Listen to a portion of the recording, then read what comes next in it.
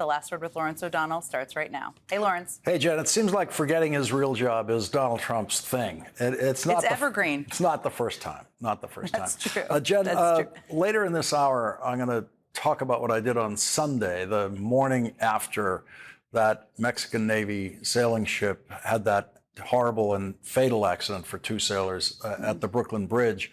I walked down to the East River and didn't know where the ship was, but found it on the east side, right on the border of the Lower East Side and Chinatown. And it was a very moving scene there. And I'm gonna talk about what it meant, what it means for New Yorkers, what it means to be a real New Yorker. It was all on display there in the aftermath of another tragedy in New York, which New York does know how to respond to.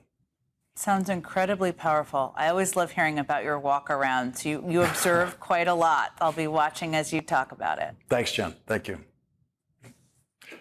Well, sadistic zombies is not the kind of phrase you expect from Nobel Prize-winning economist Paul Krugman, who will be joining our program this evening.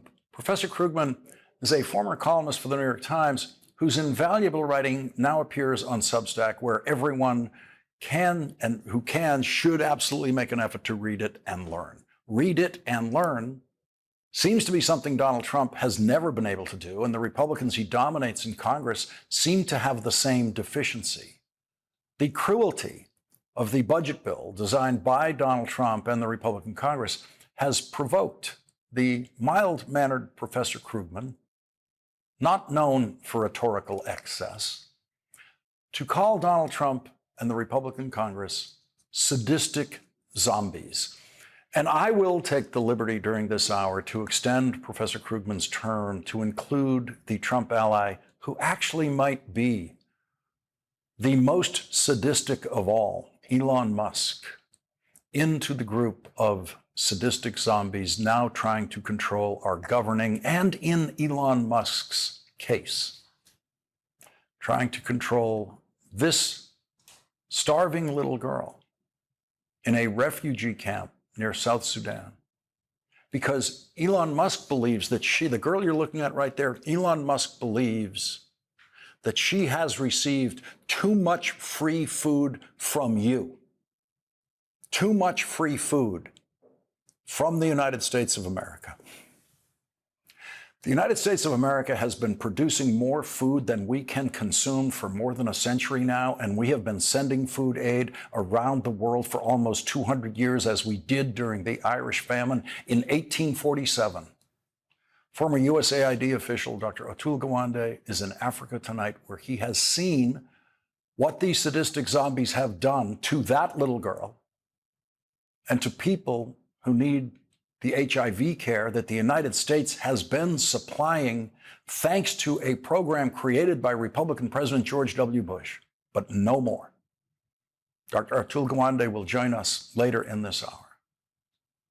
The sadistic zombies are trying to take food aid away from people here in the United States who need food aid. They're trying to take that away from people in their budget bill. They are trying to take health care away from the people who earn the least amount of money in this country. They are trying to take health care away from Medicaid recipients. They are trying to give the most massive tax cut in history to Elon Musk and other billionaires, while still maintaining a much heavier tax burden on many taxpayers and on working couples, for example, who are very well paid, who can no longer deduct all of their state and local taxes on their federal tax returns because Donald Trump and the Republicans eliminated the possibility of deducting all of your state and local taxes from your federal tax returns, which we've all been able to do during our entire lives. And they did that during the first Trump presidency. And so Donald Trump actually increased significantly the tax burden on those taxpayers who ended up paying much more in their overall tax burden, even though their federal income tax rate was technically and slightly reduced. And those taxpayers are not happy. Those taxpayers live in Long Island. Some of them voted for Republican members of the House who are now betraying their promise to restore those taxpayers' ability to fully deduct their state and local taxes like they did their entire lives until Donald Trump took that away from them and, in effect, raised their tax bills enormously. And that's one of the problems with the Republican tax bill, is how do you get those Republican House members in New York and California who lied about this in their campaign, saying they were going to fix this, how do you get them to vote for that bill and betray their voters, who they promised they would fix that problem for them? The Republican House leadership is pushing forward to try to pass a bill for a president who has no idea what he is doing, a president who has no idea how the American economy and the global economy actually work. And finally, Donald Trump's overwhelming stupidity about all of that has finally broken through to American voters, with now 66% disapproving tonight of how Donald Trump is dealing with inflation and the cost of living, the reason so many voters voted for him. 63% disapprove of Donald Trump's tariffs, all of which, by the way, are illegal. And 58% disapprove of how Donald Trump is handling economic issues generally. The utterly fraudulent notion that the successful businessman Donald Trump was very good at the economic side of the presidency has evaporated. And it did evaporate even before Donald Trump reached the 100-day mark of this presidency. And now, with the most recent polling right now in May, even after Donald Trump has retreated from his most inane illegal tariffs, American voters are not quickly forgiving him for his tariff madness that crashed the stock market and scared them for very good reason, and the tariff madness that they will still suffer the next time they go into a Target or any other store. And so casting a vote for policies advocated by a popular president is one thing, but casting a vote on economic policy and a budget for a president who 2/3 of the country believes does not know what he is doing on economic policy is something that could only be done by people who are not thinking about what they are doing, people who are approaching the Republican budget process like what Paul Krugman calls zombies, sadistic zombies. And if they win, if the sadistic zombies win, they will lose.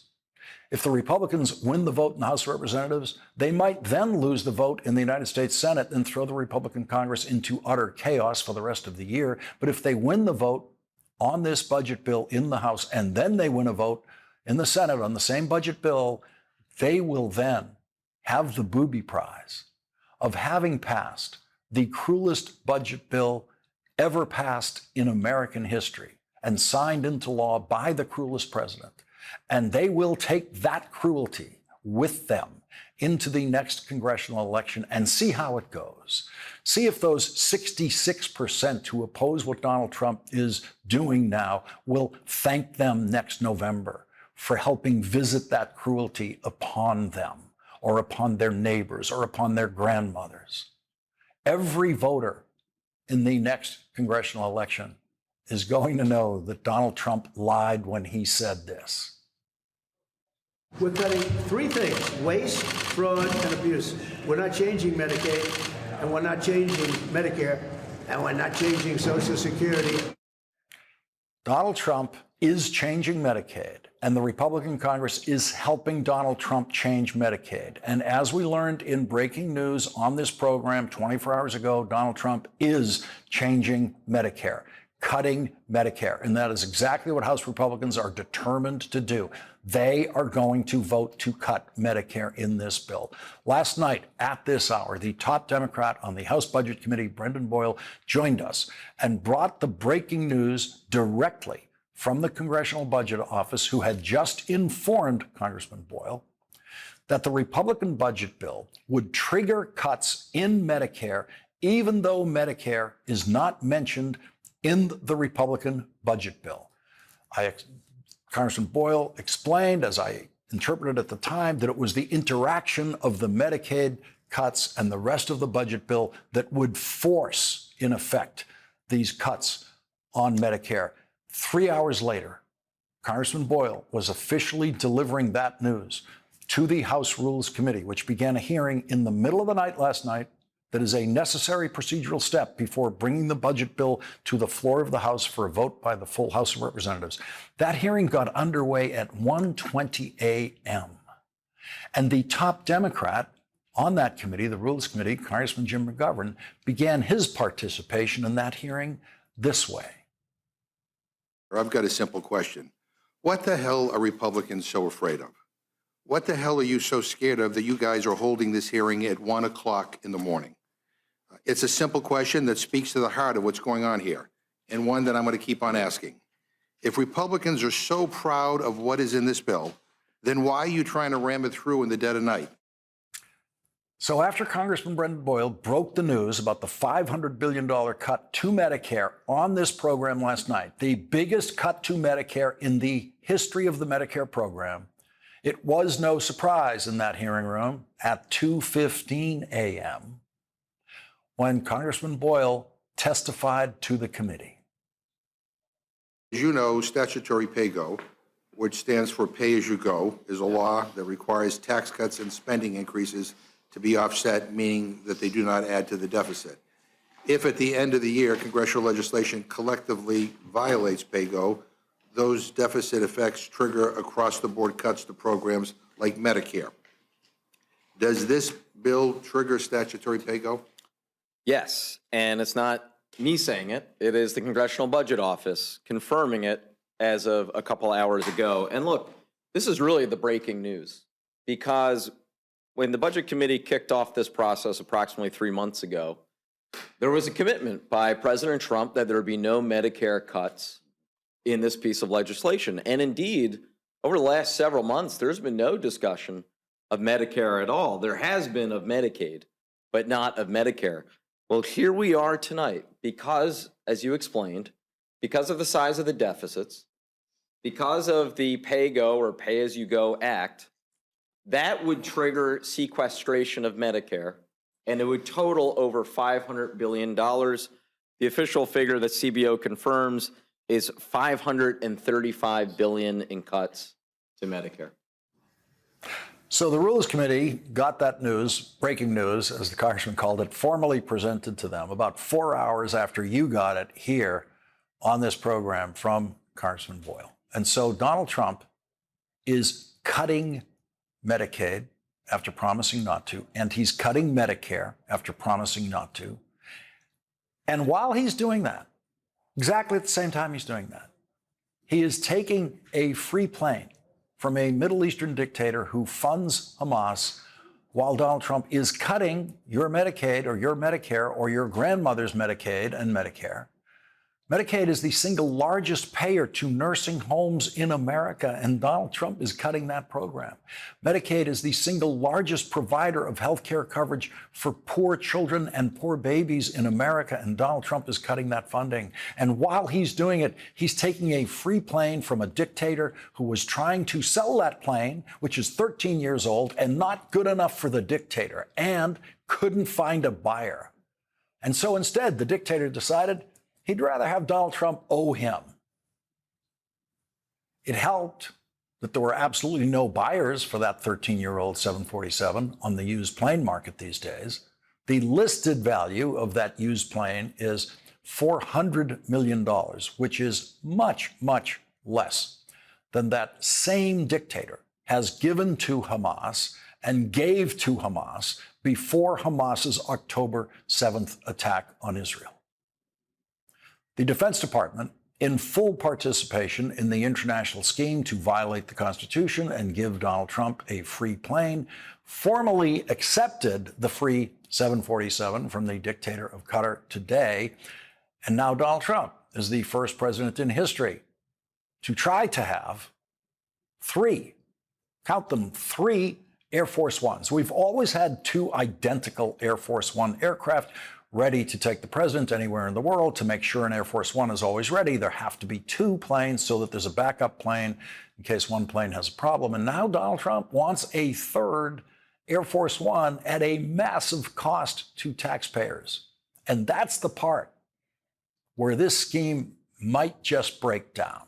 The country has never needed a third Air Force One. The country has never paid a nickel to have a third Air Force One. Congress has never paid a nickel for a third Air Force One, and Congress will have to pay for that third Air Force One to be converted into a usable Air Force One, which is estimated to cost at least $1 billion. And now Donald Trump's going to pay $1 billion of your money to have a dictator's so-called flying palace converted into a usable Air Force One. But Congress controls that $1 billion. He's going to have to come to Congress for that money.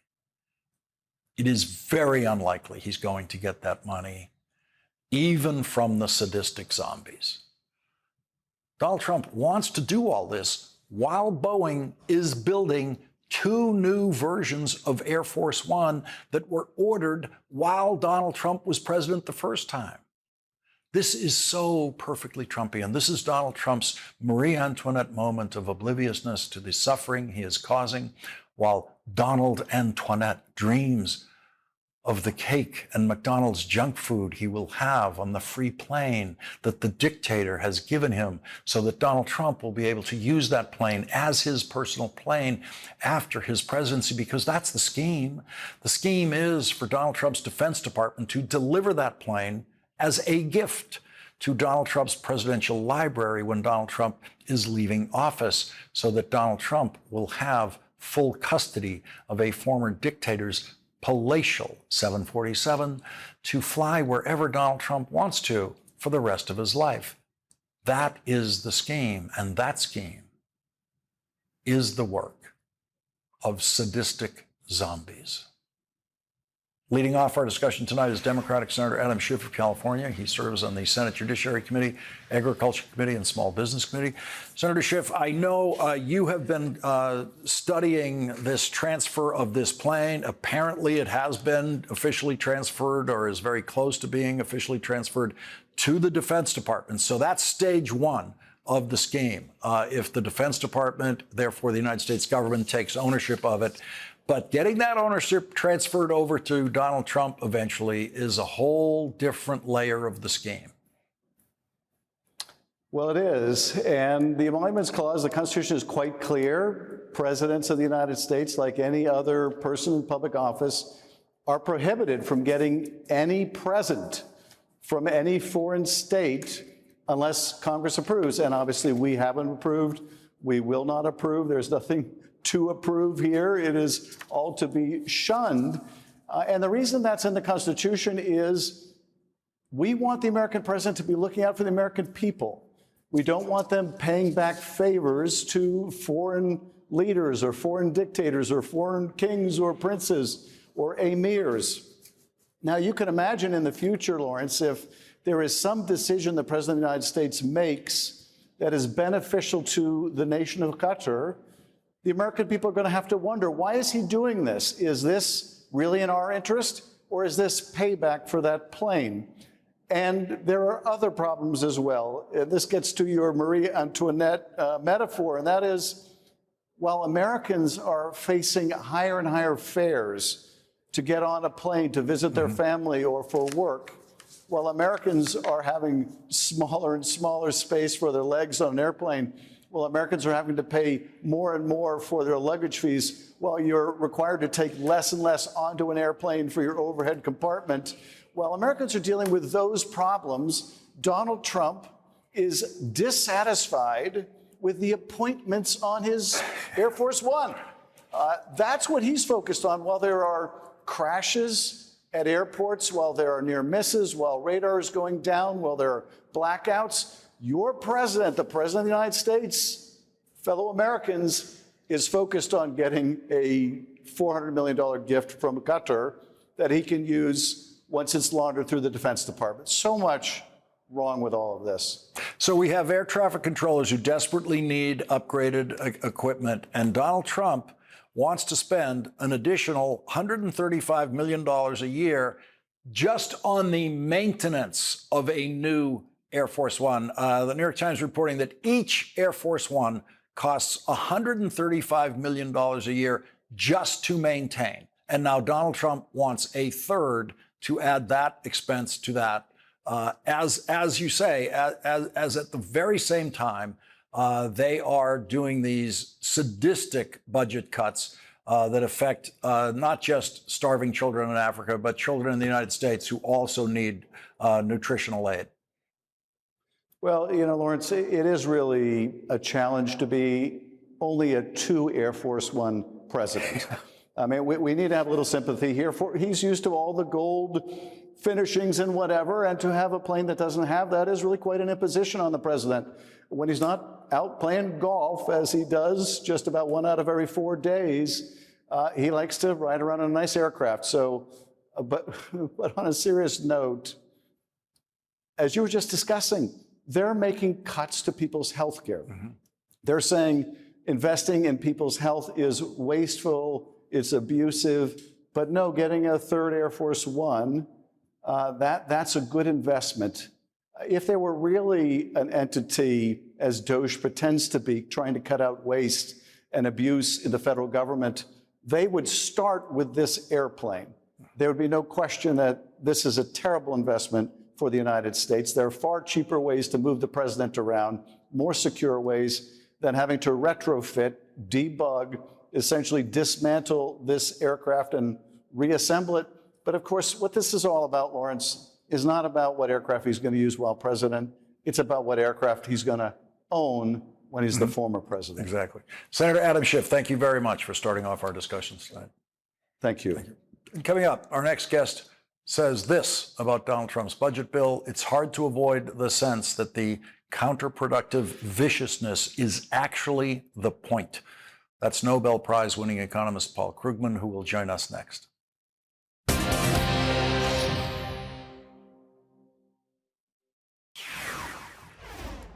Sadistic zombies. That is how Nobel Prize winning economist Paul Krugman is describing Donald Trump and congressional Republicans. He writes, Republicans in Congress taking their marching orders from Donald Trump are on track to enact a hugely regressive budget, big tax giveaways to the wealthy, combined with cruel cuts in programs that serve lower-income Americans. But this reconciliation bill is different in both degree and kind from what we've seen before. Its cruelty is exceptional, even by recent right-wing standards. Furthermore, the way that cruelty will be implemented is notable for its reliance on claims we know aren't true and policies we know won't work, what some of us call zombie ideas. And it's hard to avoid the sense that the counterproductive viciousness is actually the point.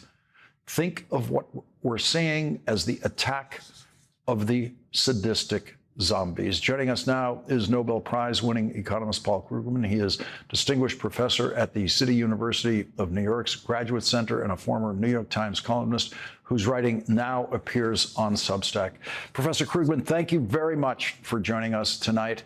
Let's begin with, what is the difference between this latest version of Republican budget bill compared to the last Republican budget bills we saw in the previous Trump presidency?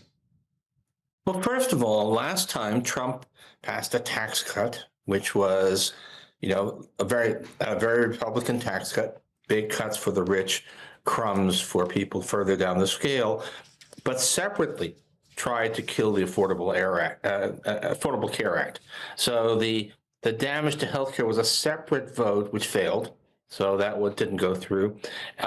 So at least the tax bill, although it was money coming from nothing, it was deficit spending, it looked like it was doing people a favor. Now it's tied together. Now you have a tax bill that is overwhelmingly just for the top 0.1% of the population, combined with truly savage cuts, primarily to Medicaid, also to food stamps.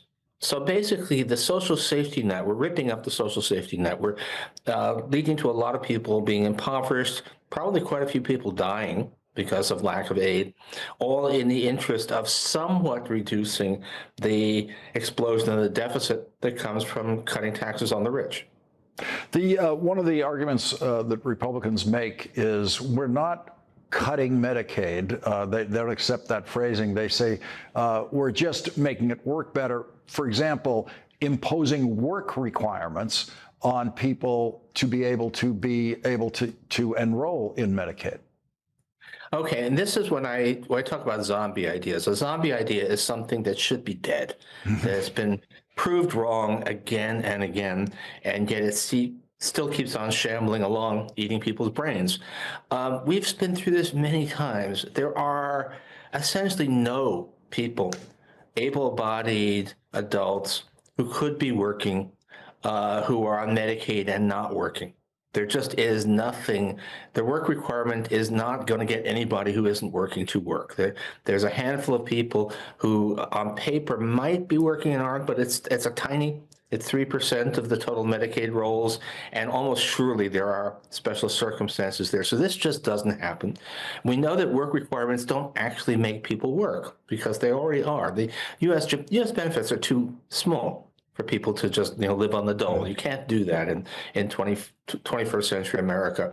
So all that these work requirements do is they just create hurdles. They create paperwork. They make it hard for people to enroll, and particularly the kind of people who need this help tend to have jobs that are not, they're informal. They don't have employers who are producing nice W-2 forms that they can use to prove that they're employed, but that doesn't mean they're not working. So this is just all about basically denying people health care, denying people nutritional aid, but doing it in a way that you pretend that you're doing something positive. And, I hate to use the word evil, but this really is evil. Yeah, on the work requirements, I remember seeing draft versions of these that Republicans would come up with when I was working on this kind of legislation in the Senate, in the staff. And invariably, it looked like, I used to explain to people, it'd be like saying to you, you have to file a tax return twice a month. That's what you'd have to do in your normal life.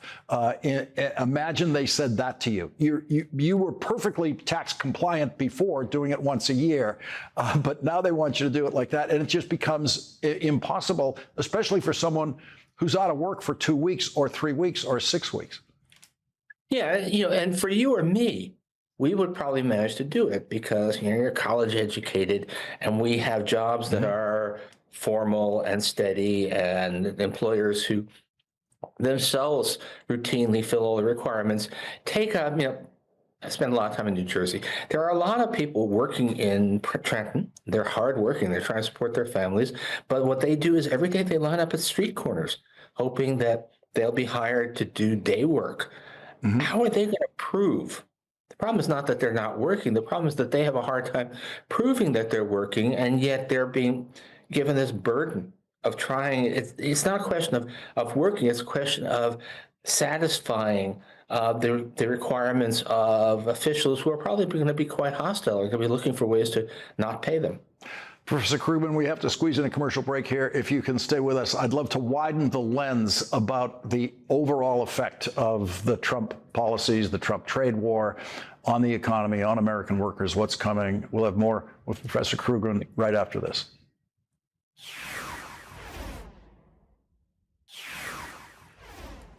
The retail giant Target is one of the victims of Donald Trump's economic policies. CNBC is reporting Target on Wednesday cut its full-year sales outlook as executives said weaker discretionary spending, consumer uncertainty about tariffs, and backlash to the company's rollback of key diversity, equity, and inclusion efforts hurt its business.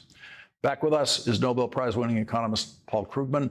Professor Krugman, there's a set, those effects right there, it's a lineup of Trump policies that are hitting that one store right in the center of the mall all over America. And what is the overall impact of the Trump policies, including the Trump trade war? Well, remember that the tariffs are largely, who's going to be paying the tariffs, really? We say Americans. It's not going to be the Chinese. It's not going to be foreign countries. It's going to be Americans. And it's going to hit particularly relatively inexpensive consumer goods.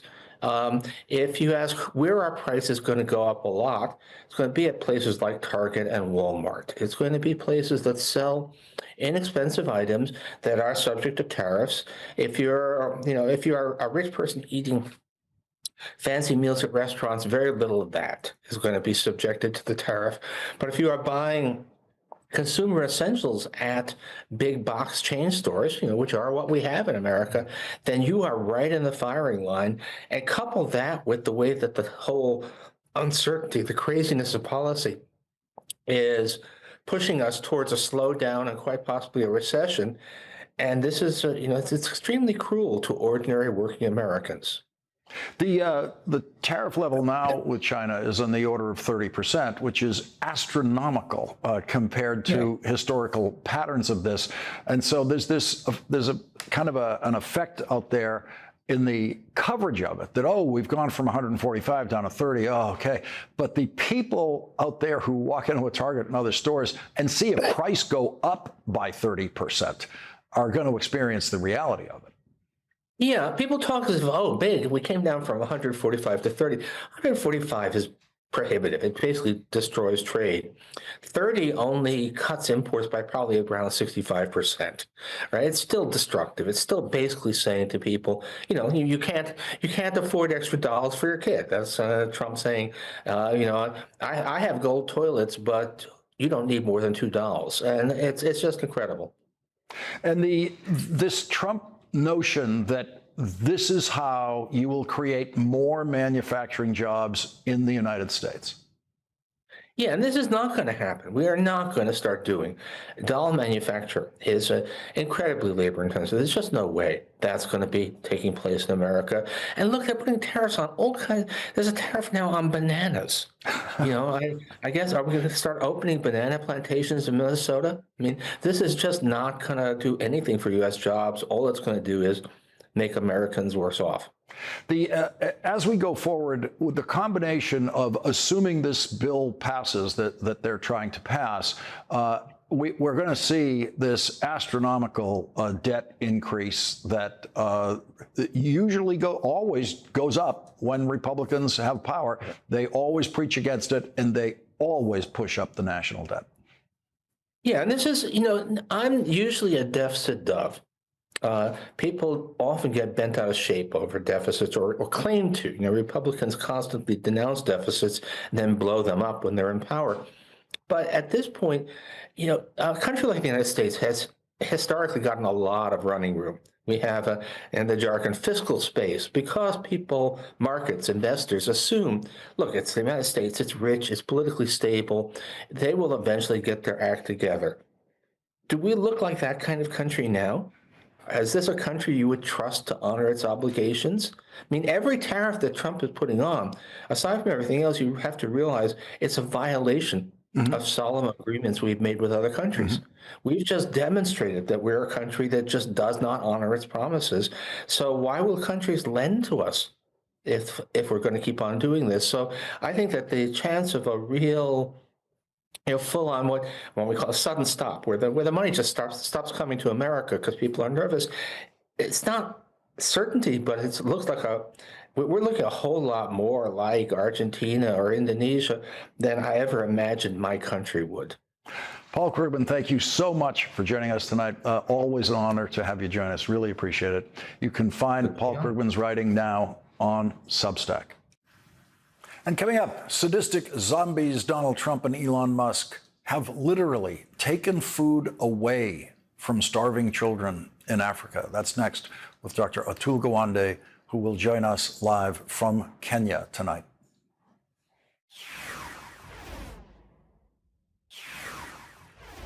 We have been shipping food from the United States to starving people around the world for almost 200 years. But Elon Musk, an immigrant from South Africa, put a stop to that. Elon Musk personally decided that this little girl should get no more food from us. She is starving to death, and the food that was on its way to her from the United States is now rotting away in warehouses in the United States and in Africa, because Elon Musk decided that this little girl was getting too much food from us. Our next guest met this little girl in Kenya in a refugee camp near South Sudan, which is now being ravaged by famine. Dr. Atul Gawande is the former Assistant Administrator for Global Health at the United States Agency for International Development, the agency that was delivering food to starving people around the world until Elon Musk, with Donald Trump's full approval and the approval of Republicans in the House and the Senate, stopped those food deliveries. Dr. Gawande is in Africa now, documenting what the Republican destruction of USAID is doing to people around the world who have depended on aid from USAID to stay alive. Thanks to that life-saving aid, food aid, and medical aid that USAID was delivering until Elon Musk decided that no one deserves HIV medications provided by the United States. Joining us now from Nairobi, Kenya, is Dr. Atul Gawande, former Assistant Administrator for Global Health at USAID. Dr. Gawande, please just let us know what you've been finding there. I'm sure you'll be reporting it in your writing in The New Yorker. But what is the scale of the deprivation that has occurred because of this cut of USAID? The scale is enormous. The estimates are that for malnutrition alone, it's over 50,000 malnutrition deaths for children thus far. Even bigger, an estimated 100,000 pneumonia and diarrheal deaths. You have estimates still to be made about deaths related to complications of childbirth after cutting maternal and child health funding. It is Senator Rubio, or I should say Secretary Rubio, testified that the aid is continuing, that 85% of HIV funding is moving, and it's just not true. I confirmed that just yesterday, speaking to a State Department official off the record. I'm here with a team for the past, who've been here the past few weeks, for filming a documentary as well to capture what is real and what is not real. And I can tell you what we're seeing is real. Wards of malnourished children in this one refugee camp where they're seeing deaths per month this month that are higher than any other month last year. And this is still before malaria season when they see the peak level of deaths. Of course, the issue of the night and day in Washington is the domestic budget and domestic budget cutting. And there's so much that has gotten in the way of the coverage, or what should be the coverage of this story that you're covering for us, that the Republican Congress and the people who've done this have no idea about the numbers that you're talking about. Or they're denying them. Mm-hmm. These are deeply connected. It started with terminations of staff and of programs abroad where, these were less visible to us. But it's moved to the United States. Here, for example, there is no more funding flowing for prevention of HIV, including a long-acting injection that's a game changer, an injection that stops HIV for up to a year. So basically, we could get a flu shot that would stop HIV. That rollout is also the funding for it in the United States. The cuts have gone to CDC, to NIH, to our capacity to do preventive HIV escalation. Across the board, I just got notified at my university at Harvard that the attack on the universities has reached our program, eliminating funds for our work reducing deaths in surgery in the United States. So this is tolerating hundreds of thousands of people's lives. It will become millions at risk, decimating our scientific enterprise and looking to end our strength and capability. This is weakening us now. Dr. Atul Gawande, your global perspective on this is invaluable. Thank you very much for joining us tonight, for making the time in Nairobi so early in the morning to join us. Really appreciate it. Thank you very much. Thank you. Tragedy struck New York when two sailors on a Mexican Navy sailing ship were killed last weekend in an accident at the Brooklyn Bridge. And the real New Yorkers, including one who doesn't speak a word of English, responded the way they always do. That's next. They laid out the bodies of men, women, and children on the dock at the end of Misery Lane after the worst disaster that ever occurred in New York City's East River, separating Manhattan and Brooklyn. It was the largest single event death count in American history prior to 9/11. When on a beautiful June day in 1904, a fire broke out on a steamboat that had just left a Lower East Side dock heading up the river for a few hours of relief from the ghetto life in the city for the passengers, mostly immigrants, living in the Lower East Side. 1,021 bodies were too many for the morgue located at the end of East 26th Street on what was known as Misery Lane.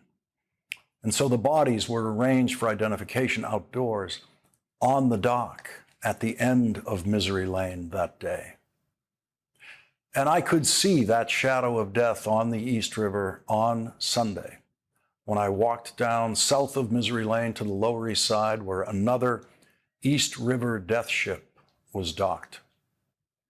I went up to the Manhattan Bridge to get a view of the Mexican Navy training ship that had apparently lost engine power on Saturday night and backed into the Brooklyn Bridge, which chopped off the top of its 3 masts, sending 2 Mexican sailors to their deaths, 20-year-old America Sanchez and 23-year-old Adal Yair Maldonado Marcos. I could imagine what everyone on the ship felt when the river's strong current and wind took control of the vessel. I've been at the helm of boats fighting against that current in the East River, which is as strong a current as most boats ever face. On Sunday, the day after the accident, from the Manhattan Bridge, I could see what appeared to be 2 crew members working at the top of the damaged rigging the day after 2 crew members were killed. When I got down to the dock, there were Mexican TV crews there covering the tragedy, and there was a small but now growing collection of flowers to honor the dead the day after. Most of the dozens of people on the dock that day after the tragedy I spoke with were Mexican immigrants, as fully New Yorkers as those Lower East Side immigrants who went out on what they thought was a day cruise on the East River in 1904 and never came back. The dock where the wounded ship is tied up is at the lower edge of the Lower East Side that borders Chinatown, and one of the people bearing flowers was a Chinese-speaking man who a Mexican TV reporter tried to interview but couldn't because he couldn't speak a word of English or Spanish. But that Chinese-speaking man was obviously moved by the tragedy on his doorstep, as were New Yorkers all over the city. And in paying his respects with flowers, he proved himself to be as much of a New Yorker as anyone else who made their way down to the new Misery Lane on the East River on Sunday. That is tonight's last word.